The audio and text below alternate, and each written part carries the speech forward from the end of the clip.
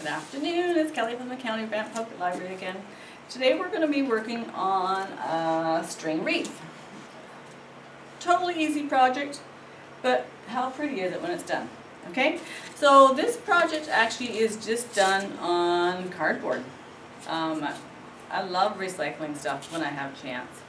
So this was a perfect opportunity to do it. So you're going to do whatever size you want. Don't go by the size I use. That actually, the bigger one, used 1 full ball plus. Okay, so you're going to get 1 full ball in your kit.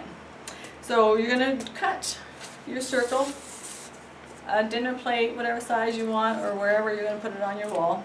So I've done mine double cardboard only because I had thin cardboard. But if you have a little bit thicker cardboard, one's more than enough, okay? So for the purpose of demonstration, I have got a sample already started, just a small version. But what you're going to do is, for both of them, you're going to wrap until it's all covered, okay? Even for the big one. Sorry, I should have mentioned. The big one, if you haven't got an X-Acto knife in your tools, I use this every week. It's a well worth the investment.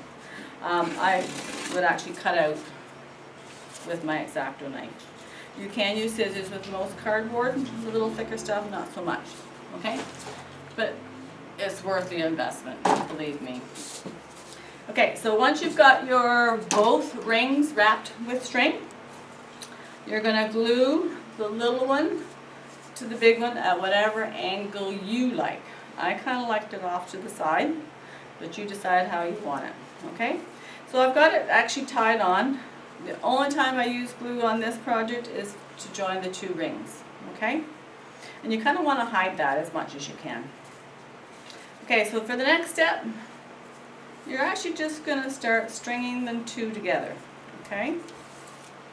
I just took it right off the ball for the big one, but for the little one you're not going to be able to do that. Okay, so you're just going to start going around at a little bit of different angles,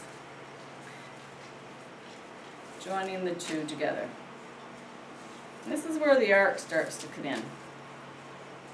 If you want to measure your distance around and do it perfectly, that's entirely up to you. I'm not good at measuring, and I'm not good at perfect, so I'm not worried about it. Okay, so you can see it's starting to come together. Okay, and then at the end you're going to tie it off. So always leave yourself a little tail when you first tie it off. Okay, isn't that cute? That's going to be cute. Be nice in your bathroom. I kind of think this would be a great project to change up for the season. So if you put it on your front door, you can add fall leaves or Christmas poinsettias. So however you want, okay? So once you've got it done, you want to decorate it. Of course, these are a little bit too big for this wreath, but they certainly won't be too big for a big wreath, okay? Okay, so leaves, or if you want just a stick, some branches. As you can see, this one here, I've just got some green, fake greens and some hydrangeas.